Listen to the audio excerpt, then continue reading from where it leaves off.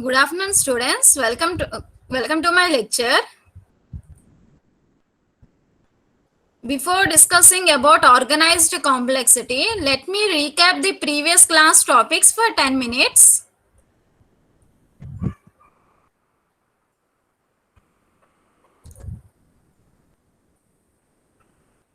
Listen carefully. Previous class we have discussed about attributes of complex system. One second.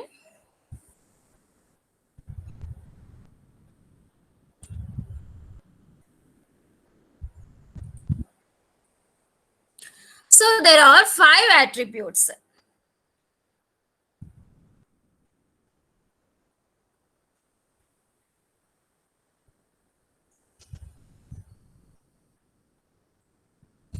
Five attributes: hierarchical structure, relative primitives, separation of concerns, common patterns, stable intermediate forms. These are the 5 attributes of the complex system, or you can say these are the features of the complex system. Every complex system will exhibit these attributes or these properties. Coming to the first one, hierarchical structure. You know that every complex system must be represented in hierarchical structure, or every complex system will have hierarchical structure. Then only you can understand each and every parts of the complex system.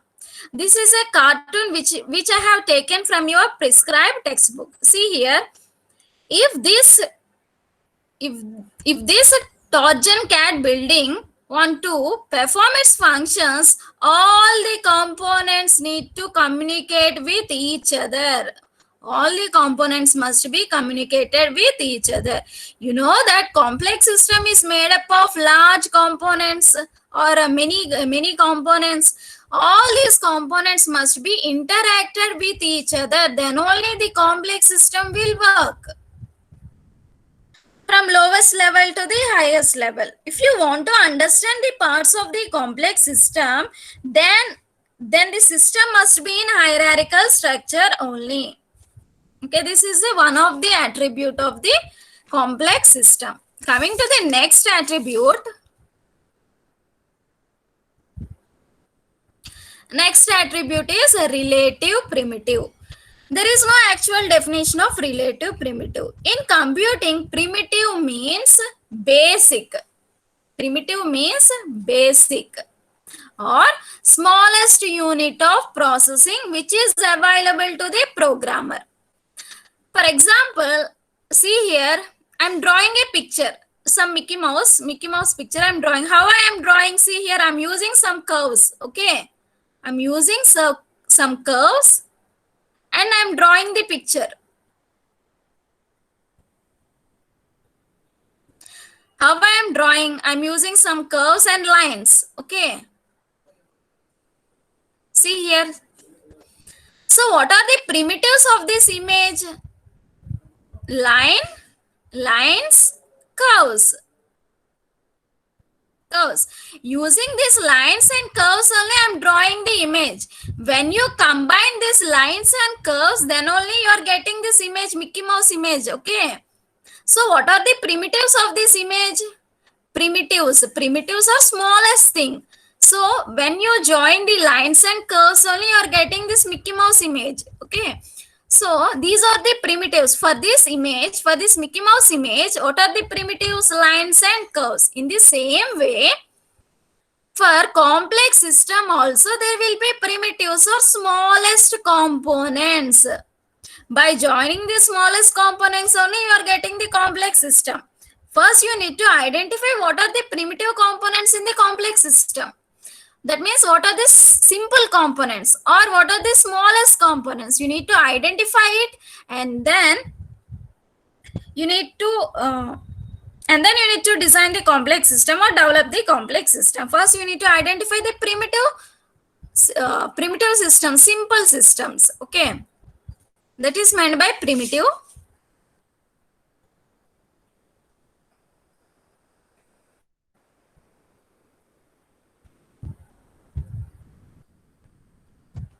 Next, um, next attribute is separation of concerns. This feature helps you to analyze and design the complex system separately, each part separately. Without this feature, you cannot design the complex system. Okay, without this feature, separation of concern means you can analyze. This feature will helps you to analyze, study the design of each part separately. Okay, see here, for example, see, this is a moderate complex system. This is a PC, right? So this PC you can decompose into smaller parts. See here, see the CPU, you can decompose into smaller parts. It contains hard drive, all these things. Okay, just like CPU, hard disk, monitor, etc. You can decompose these parts.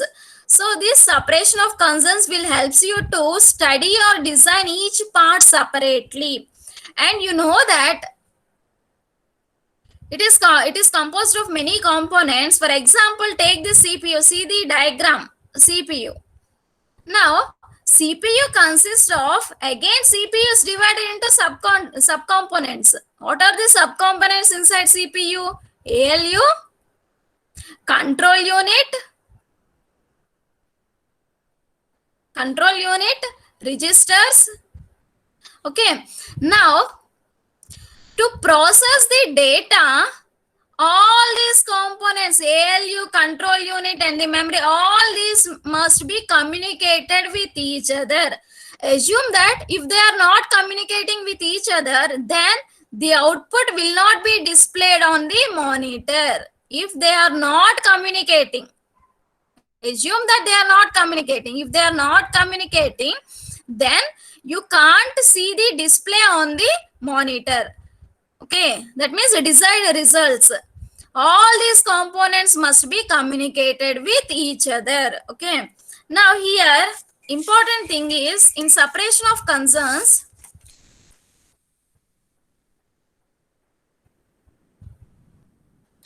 see here, this is characterized by intra-component linkage and inter-component linkage. Let us see intra-component linkage. Intra-component linkage. What is meant by intra-component linkage? Intra-component linkage means interaction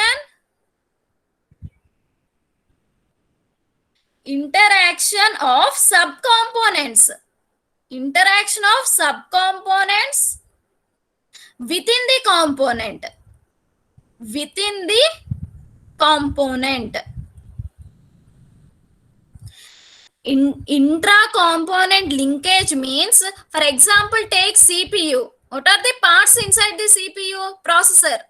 Inside processor, I'm talking about processor. ALU, control unit, registers. Okay, memory, main memory is not part of processor. Okay, main memory is another component. See, intra-component linkage between ALU, control unit, and registers, there is intra-component linkage. That means within CPU, within processor. Okay, within processor. Processor is a component. Within this component, again there are subcomponents like ALU, control unit, registers. Okay, communication between these subcomponents within the component is called intra-component linkage. Okay,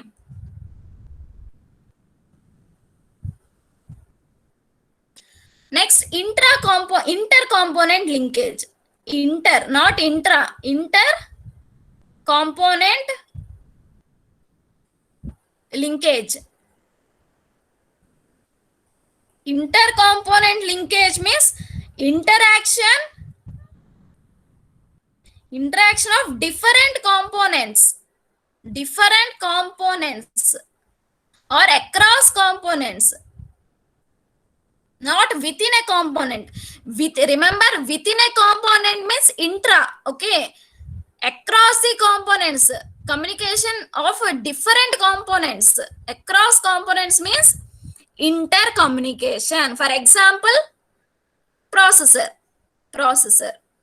Again, processor inside there are subcomponents like ALU, control unit, registers, all those things, and memory. Okay, memory, main memory. Now this is a component and main memory is another component. So if the processor needs to process the data, all the data is stored in main memory only, right? Temporary memory. Okay, now the processor, the control unit need to fetch the memory fetch the data which is present inside the memory, and it need to process. That means this processor need to communicate within another component memory. Okay, so this is called intercomponent linkage.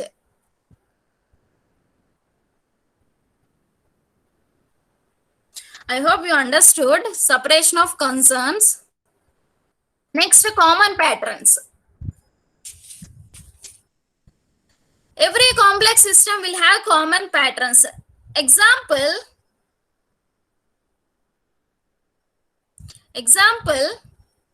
processor in PC, personal computer, and processor in mobile phones. Okay, processor in PC and processor in mobile phone. In this, what is a common component? Processor.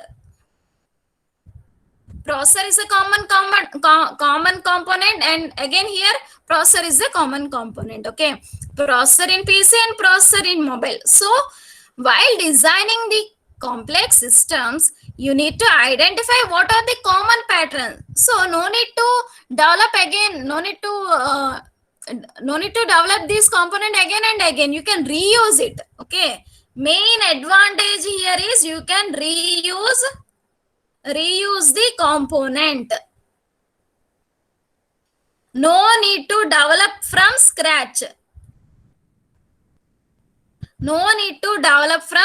You can reuse the component. Okay, first, while designing, you need to consider this property. Okay, what are the common components present? You need to identify the common components so that you can reuse the component. No need to develop from scratch. This is the fourth attribute. Next, fifth attribute is stable intermediate forms. That means every complex system, you need to develop the complex system from stage by stage. Okay, you cannot develop whole complex system in one stage. First, you need to identify simple components, simple primitives. You need to identify primitives. What are the simple components? You need to identify, and then you need to develop the simple components in one stage. In second stage, you need to add some features so that you can develop the component. It will be little bit complex. In third stage, again you need to add some features. You need to develop the component. It will be somewhat complex. So you have to go on working to build the complex system. Let us take an example. Here I took the example MATLAB.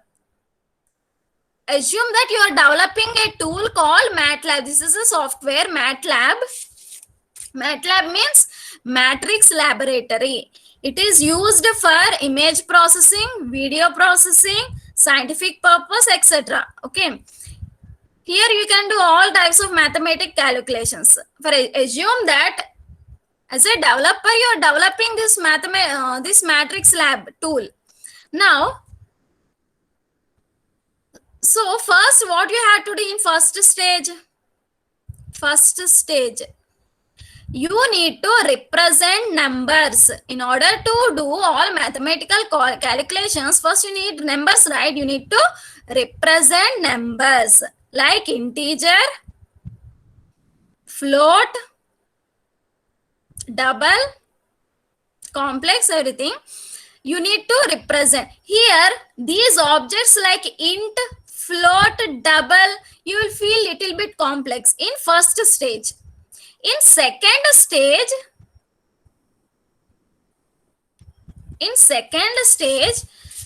you have to, you're representing matrices, vectors. Now the objects which you have considered in first stage you have considered the objects like int, float, double as little bit complex, but when you are coming to the next stage, these objects will become primitives, that means simple, very simple. You will feel these objects like int, float, double are very simple. Okay, now in third stage, you are developing some linear functions, excuse me, linear functions. In third stage you are developing linear functions. So in second stage, the matrices and vectors, these objects becomes primitives. In second stage you have considered these matrices and vectors as somewhat complex objects. Now these objects like matrices and vectors become primitives in third stage. Primitives means simple objects. In this way, stage by stage, you need to develop the complex system. Here, one important point you need to note is, you need to remember is, objects that are considered complex in one stage becomes primitive. Primitive means small, very small, smallest, basic. Okay, primitive means basic or smallest. Object becomes primitive object in other stage. Okay, remember that. This is a simple example, making a MATLAB tool.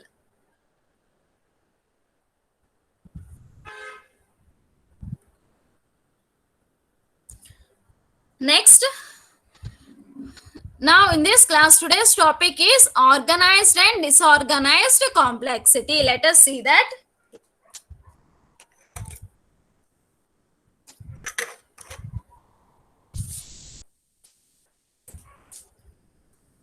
Organized and disorganized complexity.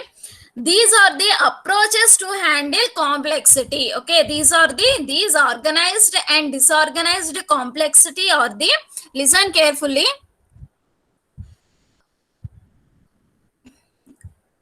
Before discussing about that, there are some questions, right? You need to submit the answers. So before discussing about the organized and disorganized complexity, I will activate some live polls. Students, all the students need to submit the answer. In previous class, some questions are remaining. I will activate the live polls.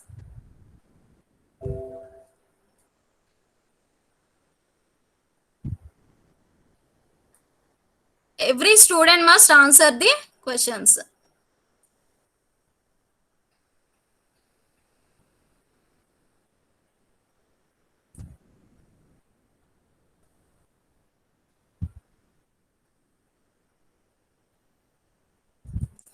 All the students, please respond. Submit your answer.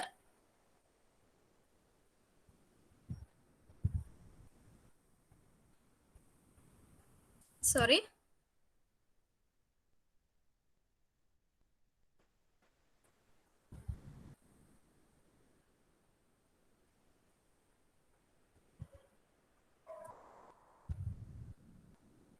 Sorry, please wait for 1 second. Please wait for 1 second. So this is, what is intercomponent linkage?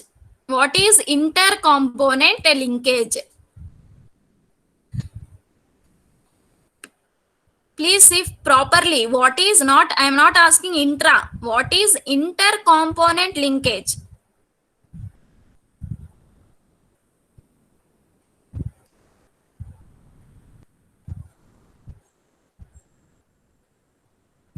I request all the students to respond. Please submit your answer. Click only once. Click the answer.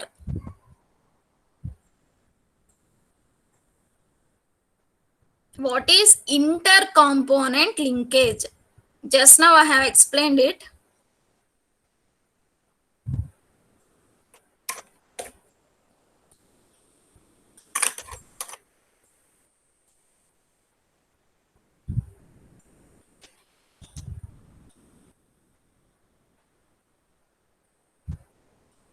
I request all the students to respond.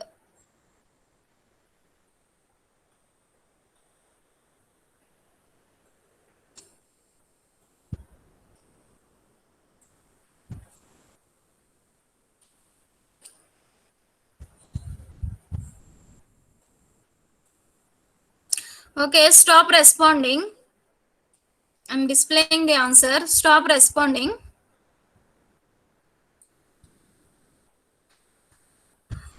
37% has answered like so.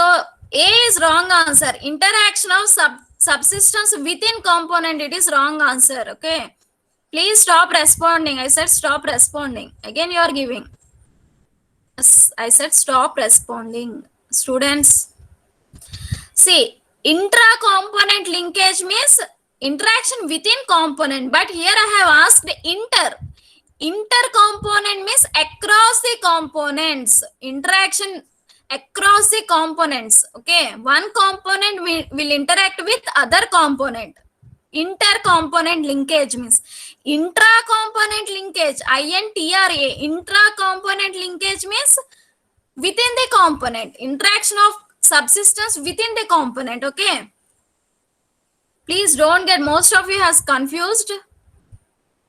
Okay, so next question, I'm displaying next question.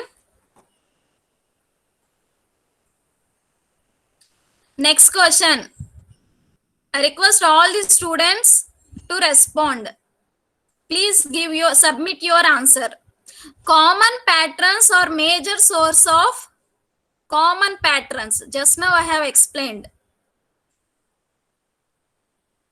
What is the use of identifying these common patterns?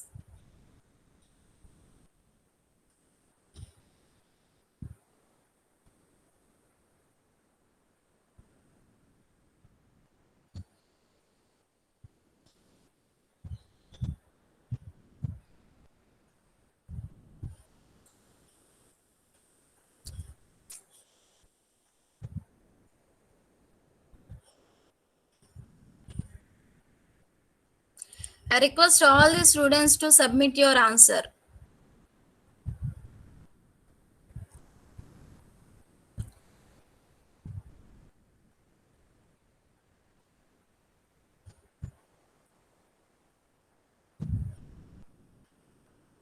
Okay, stop responding.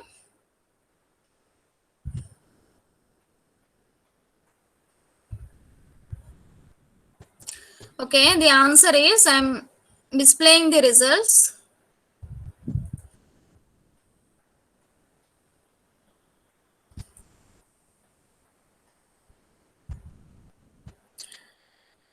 Yes, most of you have answered correctly. Reuse components. If you are identifying the common patterns, what are the common components? If you are identifying the common components, no need to develop those components again and again. You can reuse the component in your development process. Very good. Most of you have answered correctly. Stop responding. I said stop responding. Okay, next question.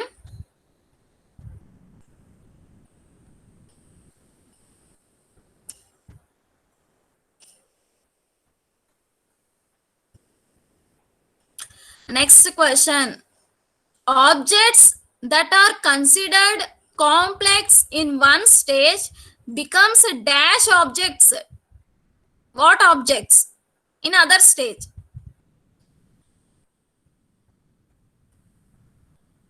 I request all the students to respond, give your answer, submit your answer, so that I can understand whether you are listening or not.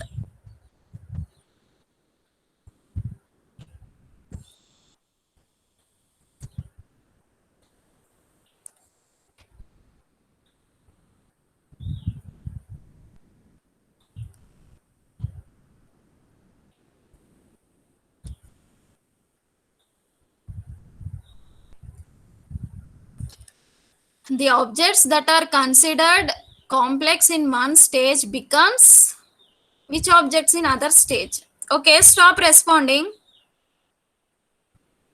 Okay, stop responding. I'm displaying the results.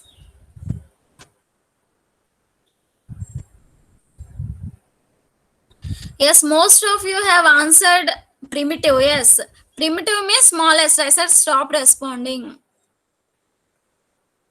83%. Now you are responding again. I said stop responding. Okay, very good.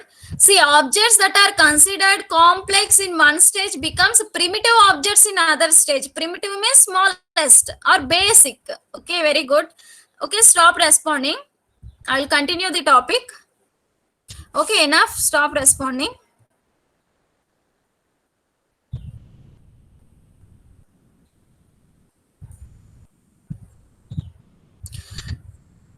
Now, organized and disorganized complexity. Listen carefully. This is very important. Organized and disorganized complexity.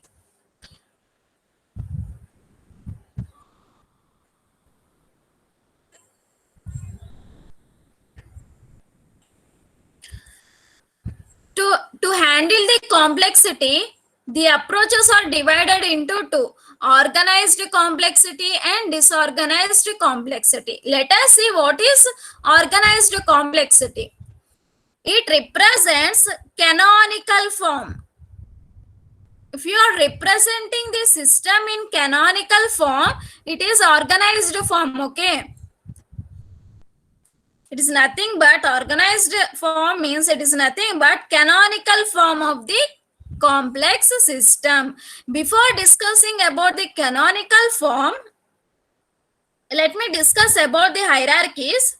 Before discussing about the canonical form, remember that organized form means canonical form. Every complex system must be represented in this canonical form only. Before discussing about this canonical form, let me discuss about hierarchies. As you all know that every complex system has hierarchies, right? You all know that every complex system has hierarchies. These hierarchies are referred to as class structure and object structure. Again, I am repeating. You know that every complex system has hierarchies, right? Every complex system has hierarchies. These hierarchies are represented as class structure and object structure. You need to remember this: class structure and object structure. Okay, nothing but hierarchies. Representing the system in hierarchies is nothing but class structure and object structure. Let us see what is class structure and what is object structure. You need to listen carefully. This is very important. Canonical form of complex system is very important. Coming to the class structure,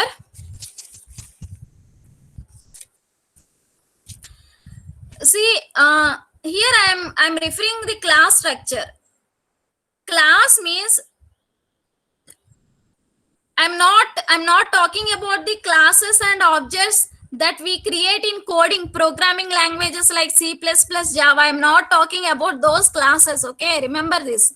I'm not talking about those classes which we create in programming languages like C++, Java. I'm not talking about that classes. I'm talking about abstraction.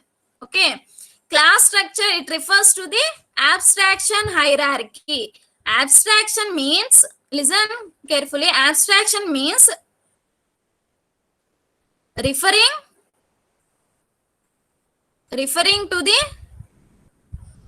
essential features while hiding all other details. Okay, see, abstraction means showing only necessary details and hiding all other implementation details. Okay, abstraction refers to showing only necessary details while hiding all other implementation details. It hides all other implementation details while showing only necessary details. That is called abstraction. Here class means I am not talking about the class which we create in programming languages like C++, Java. I am not talking about that. Here class structure, it represents or it refers to the abstraction hierarchy. Abstraction means referring to the essential features only, showing only essential necessary details only, while hiding all other implementation details. It is called abstraction. Now I will explain with an example. At that time you can understand well. See, CPU, central processor. Okay, I'm taking CPU. A CPU can be a Pentium plus MMX, Pentium 2, Celeron, etc. All these are microprocessors, right? From Intel. Okay, all these are microprocessors. All these exhibit the functionality of processor. All are microprocessors, right? All these exhibit functionalities of a processor. Okay, all these exhibit functionality of processor, but all these Pentium plus MMX here, the Pentium plus MMX is MMX is a feature which is added to the Pentium. This processor will run all multimedia applications. Multimedia applications means video games, World Wide Web, all these applications. This processor will run 60% faster than Pentium. Okay, just I am referring for example, just an example.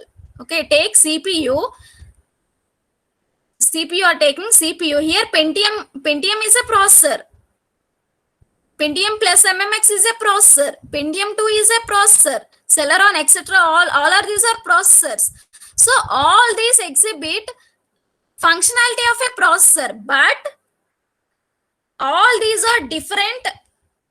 All these are different in details. All these are different in details. Okay, but all these exhibit same functionality of a processor. All these are microprocessors, right? So all these exhibit functionality of a processor. That means Pentium plus MMX, Pentium 2. Here Celeron is a variant to Pentium 2. Okay, Celeron is a variant to Pentium 2. All these belongs to the same class called CPU processor. Okay, that's what I'm talking. I'm not talking about the classes which you create in programming languages. Okay, by this example I hope you understood. All these refers to the same class CPU processor, because all these exhibit Pentium plus MMX, Pentium 2, Celeron, all these exhibit the similar properties of a processor, but all these are different in details.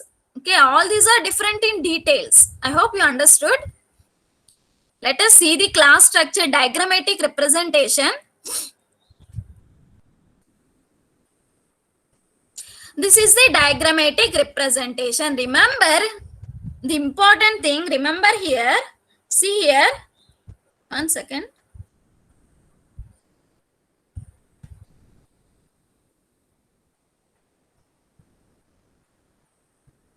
See here, class structure. Class structure represent is a, here you need to remember this word. Class structure represent is a relationship. You need to remember is a. Class structure means is a relationship or is a hierarchy. Okay. Let us see the example. See here, this is a class. C1 is a class, C2 is a class, C3 is a class, C4 is a class, C5 is a class, C6 is a class, C7 is a class, and C8 is a class. Example, here C1 represents CPU. Okay, C1 is a CPU, and take C2 as Pentium 2, and C3 as some Pentium plus MMX, and take C7 as Celeron. Why I have represented C7 as Celeron? Because C7 is a variant to Pentium 2. Okay, it contains all the properties of Pentium 2. Okay, so C7 I have represented as Celeron because it contains all the properties of Pentium 2. It is a variant to Pentium 2. And this Pentium 2 contains all the properties of a CPU. Okay. And this Pentium 2 plus MMX contains all the properties of CPU processor. I hope you understood. See, again I'm explaining. It represent is a hierarchy. Here Pentium 2 is a CPU processor. Pentium 2 plus MMX is a processor. Celeron is a Pentium 2. Is a variant to Pentium 2. And Pentium 2 is a CPU. Is a, okay. It represent is a relationship. Once again, see the diagram, you'll understand.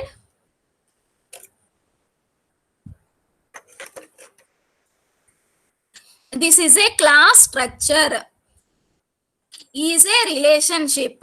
C2 is a kind of C1. C3 is a kind of C1. C4 is a kind of C1. C2 is Pentium 2. Pentium 2 is a kind of CPU, right? Pentium 2 plus MMX is a kind of CPU. All these exhibit the properties of a class CPU. And Celeron, C7, Celeron exhibit the properties of Pentium 2 because Celeron is a variant to Pentium 2. This is a very simple example. I hope you understood. Once again, see the PPT.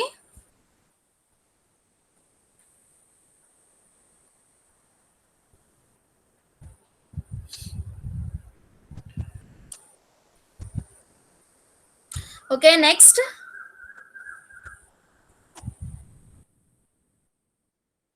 Next one is object structure. It refers to, see, object means, here I'm not talking about the objects you create in programming languages like C++, Java, Python, etc. I'm not talking about the objects that you create in programming languages. Here, in this scenario, objects means some physical entities. Physical entity which exist. Here I am referring objects as a physical entity. I am not talking about the objects which you create in programming languages. In this scenario, I am referring this object to the physical entity. Example, see here, this CPU is a object. Again, the CPU contains processor. Both are same. Processor, ALU, control unit, registers, all these things. Again, ALU is considered as an object. Control unit is considered as an object. Registers can be considered as an object. Okay, all these are objects. I am referring to these objects. I am not referring to the object which you create in programming languages. Understand it. So here, object structure refers to decomposition. What is decomposition? Decomposition means breaking down the complex problem. Okay, breaking down complex problem, it is called decomposition. You know that complex system is made up of several components. You can decompose those components into other subcomponents. Again, those subcomponents contains sub-subcomponents, etc. I will explain with an example. See here, take a personal computer. See the diagram, you will understand. Here CPU is an object. I have considered CPU is an object. It's nothing but some physical entity. Memory is an object. All these are objects. Now let us see. See, again CPU is divided into some subsystems like ALU, control unit, registers. Okay.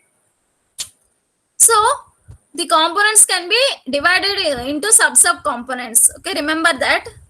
So next, let us see the object structure. We have seen the class structure. See, once again, see the class structure. Class structure is a hierarchy. It represents is a hierarchy. Now let us see object structure. See, inside the processor, what is present inside the processor? Just see the diagram. Next, object structure. Here object structure, it represent part of. Okay, see here. Class structure is a hierarchy. Object structure, part of. It represent part of hierarchy. See here, for example, here the dotted lines, dotted boxes. See here, the dotted boxes. All these are dotted boxes, right? These dotted boxes represent an object. These dotted boxes represent an object. Consider this is a complex system. Complex system. You know that complex system is made up of several components or objects. Okay, I'm considering these physical entities as objects. I'm considering these physical entities as objects. It is made up of different objects. Again, these objects are again divided into some sub components. Okay, see, for example, see, take this object, this dotted box represent object. I am considering this as a CPU. Okay, it is an object.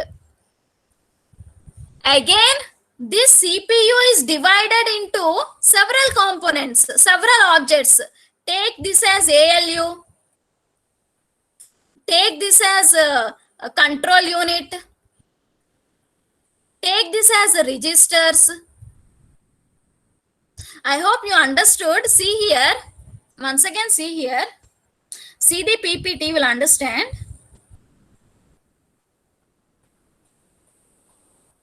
See here. These dotted object represent an object. Okay, these dotted line. These dotted line represent object. And these are all objects again. You know that complex system is divided into several objects. You can decompose the complex system into several objects. Again, these objects can be decomposed into several objects again.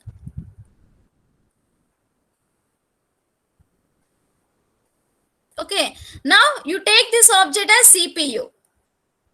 Inside CPU again there will be several objects. ALU, control unit, registers. So these link represent there is a communication between these objects. See here, there is links. Okay, that means there is a communication or interaction between these objects. These links represents communication, interaction. Remember, object structure refers to part of. All these are parts, right? In CPU is an object. Here ALU is a part, registers are a part, control unit is a part. All these represent part of hierarchy. Okay, I hope you understood. Once again, see the PPT. Once again, see the PPT. These dotted boxes represent objects. Here object means I am referring to the physical entity. I am not referring to the objects which you create in programming languages. Okay, in this scenario, I am taking objects as some physical entities which represents components.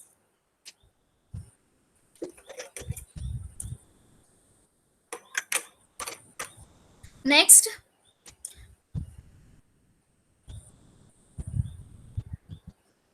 next one is canonical form. As I said, organizing form means, excuse me, 1 second, canonical form of a complex system. It is a standard form of representing complex system. Canonical form. It is a standard form of representing the system. What is canonical form? How will you represent it? Is nothing but it is referred to as, sorry, it is referred to as system architecture. What is system architecture? It is nothing but class structure and object structure together called system architecture. Okay, canonical form is nothing but system architecture. What is system architecture? Class structure plus object structure. What is class structure? It is a hierarchy. Is a hierarchy. It represents is a hierarchy. What is object structure? It represents part of hierarchy. Already you have seen it. Okay, class structure and object structure together called system structure. Canonical form means when we when we together when we together put class structure and object structure, when we together put class structure and object structure, it forms a canonical form. You need to put together. Okay, you need to put sorry you need to put together class structure and object structure. Okay, this is called canonical form. See the diagram. When you put together class structure and object structure, it forms a canonical form. Remember that it is a standard form of a representation. See, when we put together these class structure and object structure, then only we say that we have placed a system in canonical form.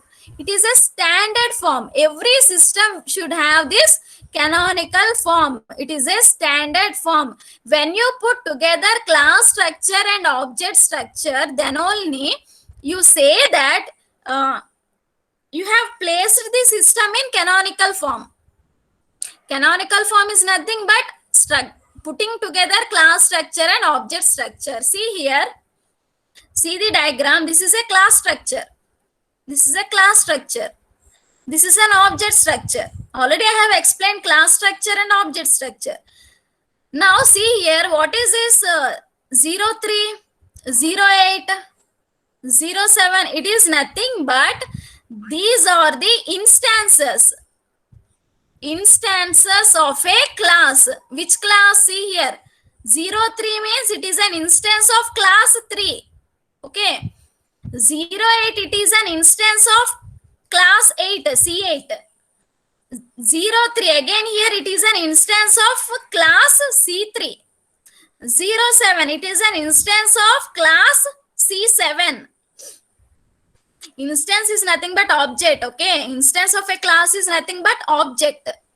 Here C5 05 is nothing but it is an object of C5 class. Again here 03 is nothing but it is an object or instance of class C3.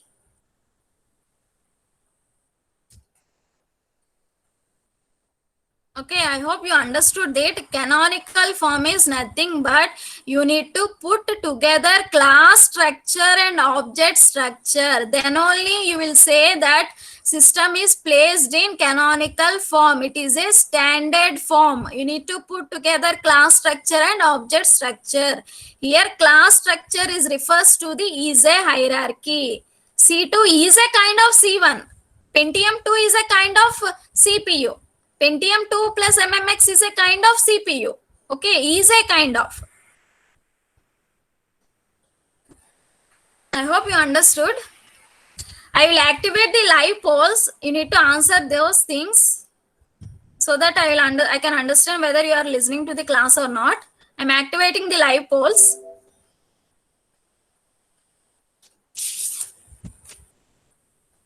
Every student must answer these questions.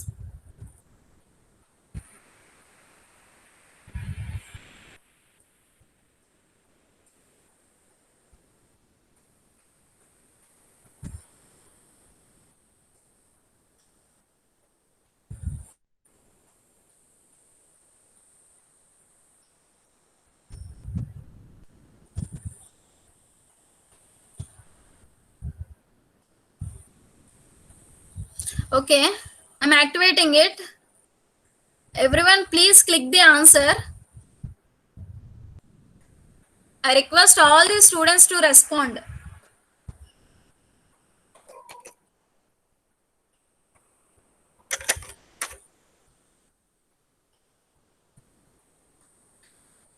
Hierarchies of complex system is referred to as.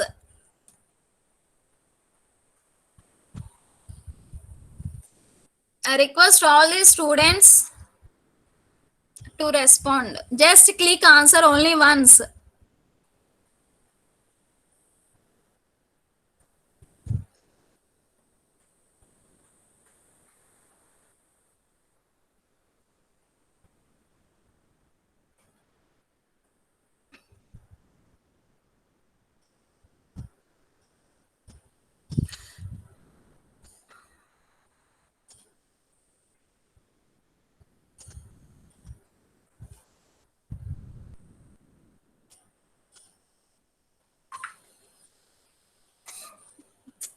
Okay, stop responding. Okay, enough. Stop responding. I'm showing the responses.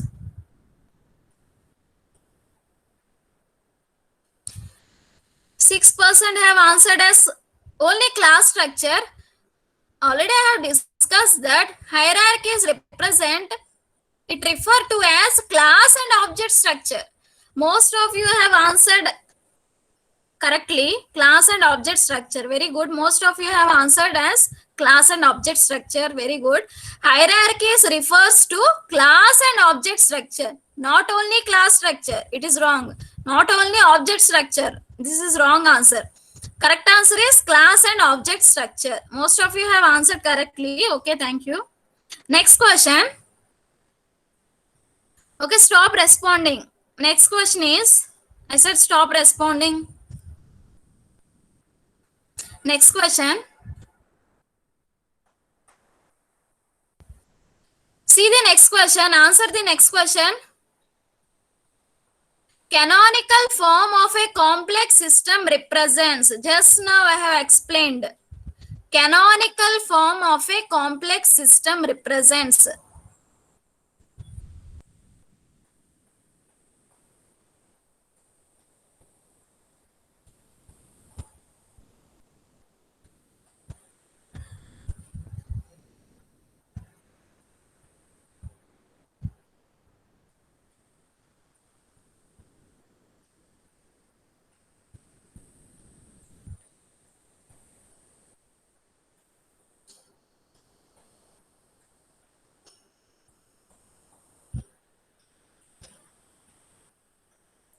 Okay.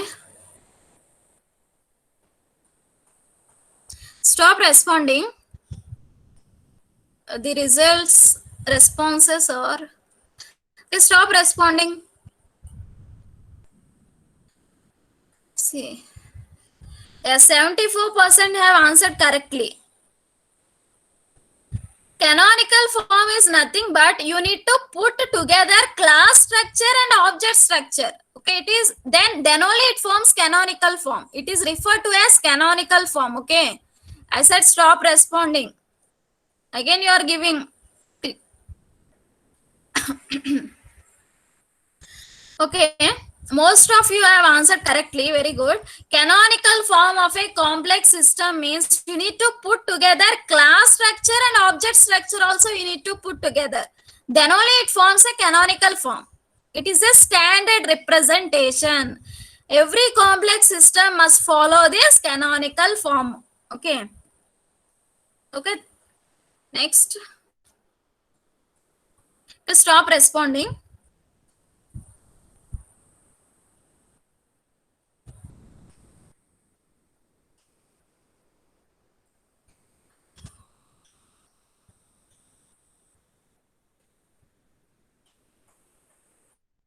Next one is disorganized complexity.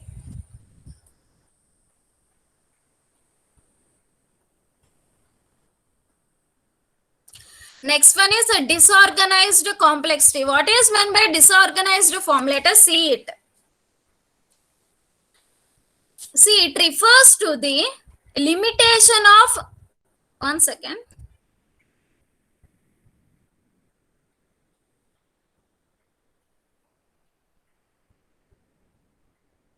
This refers to the limitation of human capacity. Why I have referred to as human capacity? Because who will analyze and design the complex system? Who will analyze and design the complex system? Software developer. He's nothing but he's a human being, right?